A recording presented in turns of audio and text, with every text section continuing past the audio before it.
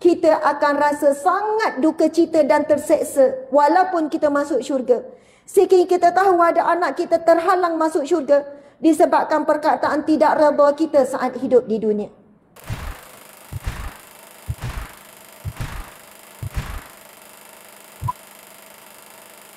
Ibu-ibu, ayah-ayah, apa pun berlaku pada anak, akhlak dia buruk ke, berubah ke dia, jangan sekali-kali sebut pada lidah kita, kita tidak redha pada anak. Saya jumpa ramai ibu bapa, ibu terutamanya, keluar pada ayat dia, saya tak redha ustazah anak saya buat macam ni. Bila dah kahwin, semua suami dia. Saya kata kalau ibu sebut perkataan tidak redha, ibu telah mula menghalang laluan anak itu untuk ke syurga. Di dunia sakit hati kita nak bawa ke mana? Bila mati dalam kubur kita menyesal dengan perkataan itu. Kita akan minta untuk dikembalikan ke dunia untuk kata bahawa kita tetap redha dengan ujian Allah. Sebab apa ibu-ibu sekalian? Kita akan rasa sangat duka cita dan terseksa walaupun kita masuk syurga. Sekiranya kita tahu ada anak kita terhalang masuk syurga disebabkan perkataan tidak redha kita saat hidup di dunia. Masya Allah. Allah akan uji kita sebagai ibu dan ayah sampai saat nafas akhir kita. Dan kadang-kadang kerana barakah seorang ibu dan ayah tetap redha, tetap maaf, tetap doakan anak walaupun anak tu macam mana pun, setelah dia mati, Allah ubah anak itu jadi anak yang soleh dan solehah. Walaupun sepanjang hidup ibu bapa ini menunggu anaknya jadi anak yang baik, tak jadi-jadi, InsyaAllah selepas meninggal, Allah akan makbulkan doa ibu dan ayahnya. Masya Allah. Baik. 10 dosa ibu bapa pada anak-anak. Yang pertama, iaitu merendah-rendahkan anak. Saya ada satu kisah benar. Ini diceritakan oleh adik saya yang bernama Aisyah. Dia seorang ustazah. Kisah ni daripada suami dia. Suami dia ustaz juga. Adik saya pun ustazah. Suami dia selalu merawat orang-orang yang sakit. Merawat ruqyah ni. Dia cerita pada saya satu hari dia orang bagi memalam. Dia kata, dia pesan pada saya apa? Dia kata, Kak Asma, tolonglah sampaikan kepada ibu bapa. Hari ini ramai sangat anak-anak. Dia bukan sebenarnya sakit gangguan makhluk halus ke apa. Tapi gangguan daripada perkataan ibu bapa. Dia bila dia pergi merawat. Anak ni nak bunuh diri, anak ni nak gantung, anak ni dah buat cubaan bunuh diri banyak kali. Bila dia buat ruqyah, dia tahu anak ni tak ada gangguan apa-apa. Ibu bapa kata anak ada gangguan. Lepas tu dia kata, tak, anak tuan tak ada gangguan. Tapi saya nak tanya, ada tak kata-kata yang pernah sampai mengguris hati anak-anak ni? Dia kata, antara ceritanya, macam ni. Anak ni belajar di universiti dah tahun akhir, semester akhir. Maksudnya dah 4 tahun ambil degree semester akhir. Dia ambil kos pengajian yang tak glamour. Kos yang tak glamour. Tapi anak tu minat dan anak tu suka. Satu hari ada orang tanya, anak ni belajar apa? Belajar dekat mana? Lepas tu dia pun sebut, ibu ni sebut perkataan depan kawan ibu ni. Dia belajar kat sini, dia ambil kos, contohnya, dia ambil kos sains sukan je. Dia guna perkataan je. Faham ibu-ibu? Ibu ni merendahkan anak ni belajar susah payah ni. Berjuang di universiti ni. Bukan senang perjuangan belajar hari ni, anak muda ramai yang tak nak belajar. Tapi disebabkan perkataan je tu, anak tu terus down, dan berhenti terus tak nak sambung belajar dan menyendiri dalam bilik. Tak nak keluar-keluar daripada bilik. Lepas tu, bila adik ipar saya ni tanya, dia pun mula bercerita. Sebenarnya, dia sangat terasa sebab orang yang dia sayang, yang dia hormat, merendahkan apa yang susah payah dia belajar. Ibunya sendiri seolahnya menganggap usaha dia, apa yang dia belajar ini, tidak ada nilai, tidak dipandang. Perkataan je. Ibu-ibu sekalian, zaman sekarang anak-anak kita lahir semuanya dah mudah. Sebab itu jiwa mereka tak kuat, tak kental macam kita. Kita tak boleh nak buat perbandingan. Mak dulu, apa mak ayah mak tak cakap. Mak dulu kena pukul, kau kena sikit pun dah ambil hati. Beza. Sebab itu sahabat Nabi kata, didik anakmu sebagaimana zaman dia hidup. Kita terpaksa belajar ilmu parenting pada hari ini berbeza dengan ilmu kita dididik dulu. Dulu lain, sekarang jauh berbeza. Sebab itu hari ini ibu bapa, bila anak kita minat sesuatu, ada cita sesuatu, selagi mana tidak melanggar syariat, sokong dan dorong. Sebab apa? Sebelum orang lain yang sokong dan dorong dia tanpa ada batasan, lebih baik kitalah jadi pendorong dan penyokong kepada anak-anak kita. Yang kedua, iaitu memaki hamun anak-anak. Hari ini ramai lagi ibu bapa yang maki hamun. Ibu bapa yang tak jaga lidah. Apabila ibu bapa maki hamun anak, jiwa anak itu akan jadi keras. Sangat keras. Akhirnya dia juga akan memaki hamun orang lain. Kalaupun ibu bapa tak maki anak, tapi kalau suami maki isteri, isteri maki suami, maka anak-anak akan ikut. Anak-anak akan mencontohi. Yang ketiga, membanding-bandingkan anak. Ini di antara cabaran ibu bapa. Ini di antara dosa dan kesilapan ibu bapa. Membanding-bandingkan anak. Allah ciptakan anak kita IQ berbeza, EQ emosi berbeza, fizikal rupa paras berbeza. Kalau kita perhatikan, ada anak kita, kalau bercakap je, fakta. Kita faham anak kita tu, dia kekuatan dia akal. Kita tak boleh bercakap dengan anak yang banyak cakap fakta. Umi, begini-begini. Umi, gini-gini. Guna fakta. Umi, kita tak boleh buat macam ni sebab Luqman baca, dia merujuk kepada apa yang dia baca. Apa yang dia tengok. Anak yang begini, kalau nak bercakap dengan dia pun, kita kena guna fakta. Ada anak, dia tak guna fakta. Dia bercakap mesti guna emosi. Umi, Imran rasa, ayat dia rasa-rasa. Kalau anak guna fakta, Imran fikir, dia banyak guna perkataan fikir-fikir. Kalau kita main sama je semua anak berbeza kekuatan, semua kita main rasa, semua kita nak didik anak main emosi, sikit-sikit sebut Umi sedih lah, sampai hati buat macam ni kat Umi. Umi sedih-sedih, yang fakta dia tak boleh terima. Yang fakta kita kena guna ilmu. Kalau buat begini, ini bertentangan dengan sunnah Nabi. Allah tak suka. Nabi sendiri pun ada tegur. Bila anak guna banyak fikir-fikir, gunakan fakta juga. Bila anak suka guna emosi, kita boleh didik anak dengan emosi.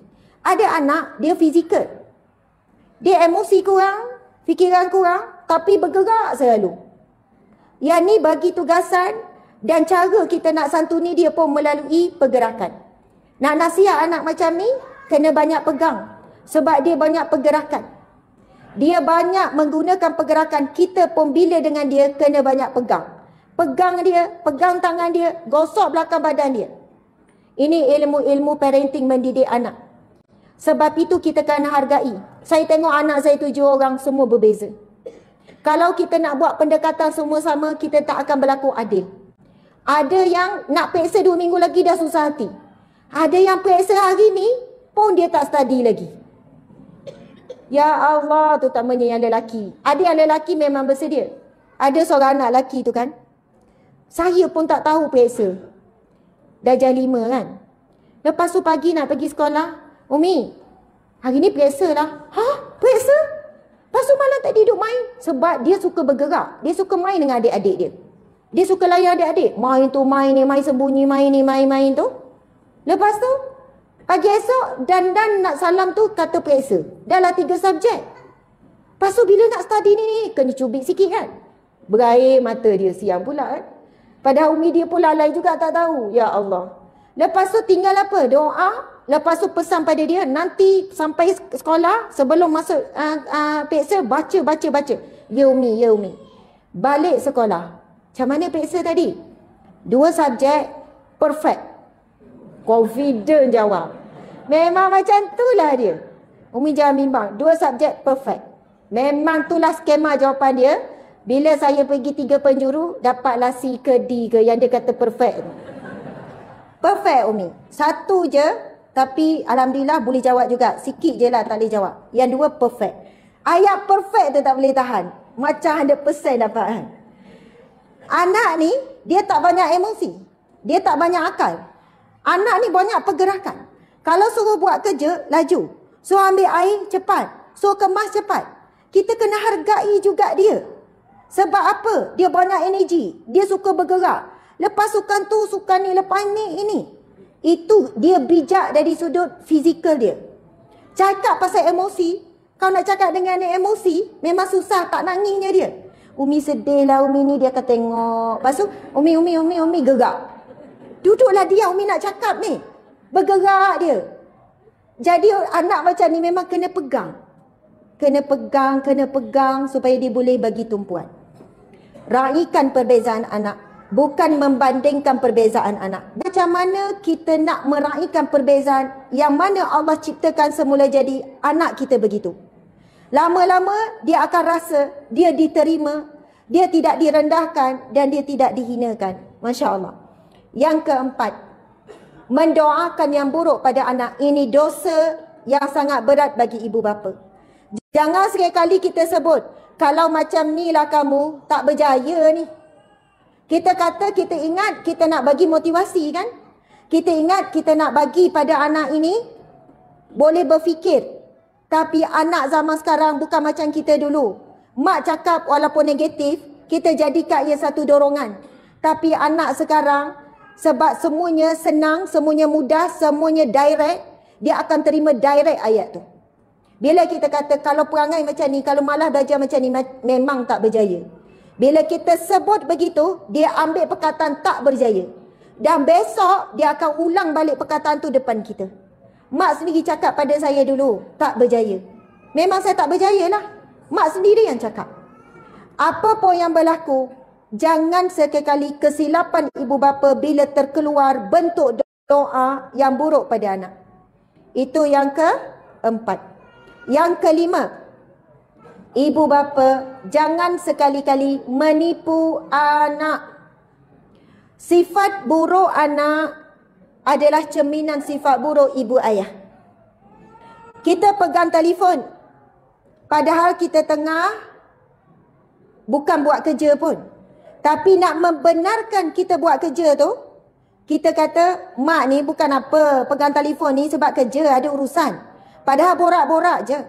Padahal hanya scroll-scroll tengok gosip semasa je. Tengok isu viral.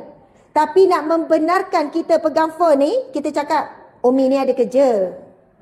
Sebab nak larang anak, kita menipu. Anak tahu kita sedang tengok apa. Walaupun anak tak tahu kita menipu sekalipun, kalau kita menipu, anak itu lama-lama akan juga ada sikap dan akhlak buruk menipu. Yang keenam, iaitu kita melarang anak kita buat sesuatu tanpa kita jelaskan. Jangan ni, Umi tak nak ni, Abi tak nak ni, don't do that. Oh, cakap orang putih kan. Don't do that. Jangan buat ni. No. Senang je larang. No. Anak ni, bila tak diberi penjelasan, dia tidak faham. Ibu bapa kena banyak komunikasi jelaskan. Tak boleh. Sebab. Jangan buat ni. Sebab. Kalau buat ni, begini. Kena rajin. Sebab hari ni ibu bapa banyak malah bercakap dengan anak. No, cannot. Kenapa? Cannot lah. Macam tu. Don't do that. Kenapa? Banyak tanya pula. Hormat ni, taat pada mak ayah ni. Apabila kita tidak memberi penjelasan, dia akan buat kesimpulan sendiri. Dia akan rasa mak ayah dia tak sporting. Anak hari ni nak mak ayah yang sporting. Tapi beri penjelasan, dia akan faham. Jangan buat macam ni. Walaupun anak kecil, dia orang dah mula berfikir. Walaupun kita rasa penjelasan kita berat, beri saja penjelasan. Yang ketujuh, menyuruh sesuatu yang bertentangan dengan syariat. Ibu bapa hari ini ramai yang suka anak berpenampilan begitu begini, suruh up to date. Paksa anak dedah aurat. Paksa anak pakai macam ni supaya tak rasa ketinggalan zaman. Sekiranya ibu bapa menyuruh sesuatu perbuatan yang bertentangan syariat, ini adalah satu dosa dan pendidikan yang terburuk ibu bapa berikan pada anak-anak. Yang ke-8, menakutkan sesuatu pada anak-anak yang tak wajar. Sikit-sikit takutkan dengan hantu lah. Kan? Jangan ada hantu. Sikit-sikit takutkan dengan, jangan pergi situ ada orang jahat. Jadi anak ni sangka buruk pada orang semua orang jahat. Jadi jangan menakutkan anak dengan cara menipu dengan sesuatu yang tidak benar. Padahal hantu tu merujuk pada siapa? Jin ke, syaitan ke, iblis ke? Patutnya kita menanam keberanian pada anak-anak. Tak ada hantu. Kalau anak kita tengok cerita hantu, lepas tu dia kata dia nampak hantu, bukan hantu, tu bayangan saja. Hantu tak ada. Kalau rasa takut, isti'azah. Walaupun anak kecil, Allah ada, jangan takut, hantu tak ada. Tapi bila kita menanam, sebenarnya kita telah memberikan kepercayaan kepada sesuatu yang tak wujud. Anak tu lebih takut hantu daripada takutkan Allah. Na'udzubillah min zalik. Yang kesembilan, hari ini antara dosa terbesar dan ramai ibu bapa buat adalah membiarkan anak. Ada satu kajian, dia kaji apa? Macam mana dia kaji? Okey. Ada satu kajian, dia buat kajian kepada pokok. Ada pokok yang dia biarkan. Memanglah kalau biar matilah pokok ya. Dia siram tapi dia biar aja. Ada satu pokok selalu dicakap yang baik-baik. Kamu cantik, kamu comel, kamu saya suka tengok kamu. Maksudnya puji-puji pokok. Pokok kan ada nyawa. Bila selepas sebulan mungkin dah ada pokok siram saja dan tak berkomunikasi. Dilihat perbezaan, yang ni lebih segar, lebih menghijau, suka berbunga walaupun pokok yang sama. Ini yang saya baca ya. Dia nak katakan pokok pun dia akan beri efek berbeza. Anak kita bila dibiarkan dia akan jadi rosak. Ada ramai ibu bapa tak suka komunikasi dengan anak-anak. Saya sangat sedih bila tengok di kedai makan terutamanya. Ramai ibu bapa sementara tunggu makanan, main telefon, anak pun diberi telefon. Betul atau tidak? Kadang-kadang tu saya rasa macam nak pergi ambil telefon. Saya kata borak-borak, rasa nak cakap macam tu. Sebab kalau begitulah di kedai makan, agak-agak sama tak dekat rumah? Lebih kurang. Ayah tengok telefon, mak tengok telefon, suami isteri pun tak borak. Walaupun duduk sebelah atas katil. Tidur masing-masing dengan telefon. Suami isteri tak ada komunikasi dengan anak. Nak diamkan anak, bagi telefon. Barulah anak tak kacau, mak nak masak. Ini cabaran hari ini, iaitu apabila membiarkan pasangan ataupun membiarkan anak-anak. Allahu Akbar, tuan-puan sekalian. Apa yang perlu kita buat bila anak disekat dan dikawal tentang media sosial, tentang guna gadget, kita perlu sediakan aktiviti pada anak-anak. Kita kena luangkan masa dengan anak-anak. Petang pergi jalan, pergi main. Hujung minggu pergi hiking ke, panjat bukit ke. Hujung minggu pergi main basikal ke, buat apa. Mesti luangkan masa. Wahai ibu dan ayah sekalian, kalau kita terus membiarkan anak kita terlalu banyak berhubung dengan media sosial, berhubung dan banyak berurusan dengan gadget, kita akan hilang terus sentuhan emosi, kasih sayang, pelukan dan pendidikan akan hancur. Sebab apa? Apa yang mereka lihat melalui media sosial masuk. Apa yang mereka dengar akan masuk ke dalam hati mereka. Apa yang kita cakap dah jadi tak berkesan, kalis. Kita nasihat, dia angguk tapi tak masuk. Sebab dah banyak sangat masuk apa yang dia lihat di media sosial. Masya Allah, Allahu Akbar. Okey, jadi jangan membiarkan anak, nanti anak rasa tak dihargai. Walaupun sentuhan kita dalam bentuk marah ataupun tegas.